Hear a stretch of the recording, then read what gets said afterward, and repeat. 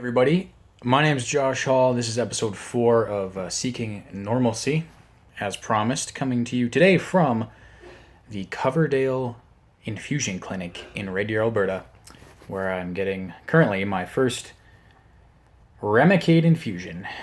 There you go. It's a close-up of my IV. Nothing you've never seen before, but yeah, so far so good. I've got about an hour and a half left of my first infusion.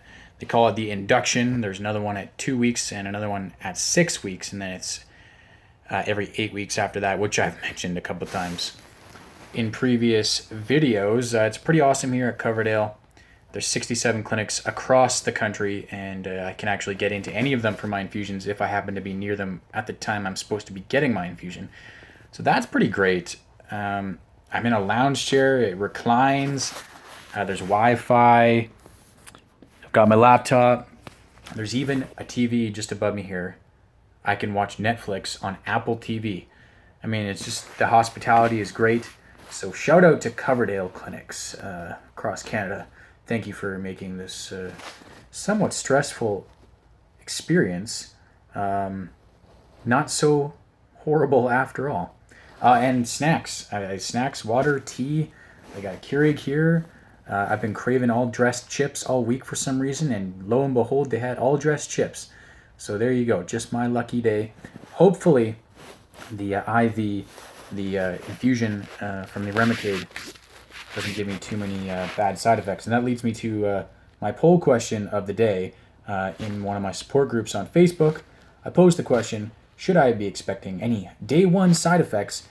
And everybody from Michelle to Maureen to Kaislyn to Carrie all said that the only thing that they felt really was fatigue, tiredness. They were lethargic, whatever you want to call it. And they mostly had good experiences. So that sort of eased my mind a little bit as well. The worst part, honestly, of getting a scope or getting an IV is the needle. It's the worst part. It's the worst part.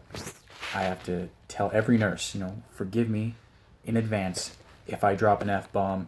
I haven't, actually, in the last few times I've gotten a needle, but there's usually an O-S-H, you know what, or like, it freaking hurts. I just do not do well with needles. The smell of the needles, ugh, just not my forte, really. But anyway, that is the worst part. I'm getting Remicade right now. Hopefully it makes me feel better. So thank you to everybody who answered my poll question. And also today's link of the day. It's a very interesting article that was published today on www.express.co.uk.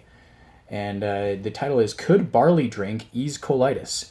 There is a new probiotic drink made from barley in the UK that is supposed to help treat colitis. Now, this is very interesting because one of the barley is sort of in the wheat and gluten family. One of the big tips for people with colitis and Crohn's is to go gluten-free. And barley, also a main ingredient in beer, which isn't good for you. Apparently this barley drink is supposed to make you feel better.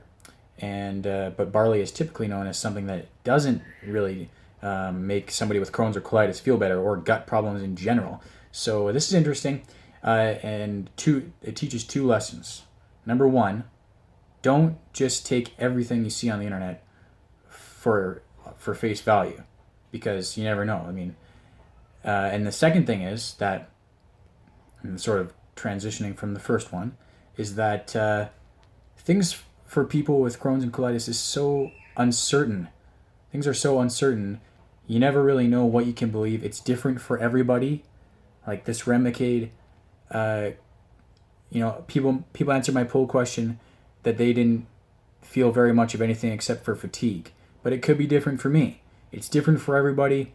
So who knows? Barley could affect one person, and it could not affect the next person. So, there's a whole whack of new things coming out these days for Crohn's and colitis. There was a new drug called Entyvio that just came out, or at least it was just approved in Canada, in Alberta specifically. That's, other people are on that. I could end up on it down the road if, for some reason the Remicade doesn't work. Who knows? I have no idea. But I'm hopeful that the Remicade will work.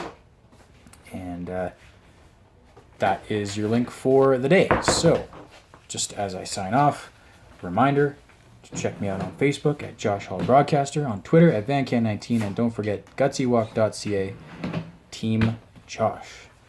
Thank you for watching Seeking Normalcy, Episode 4.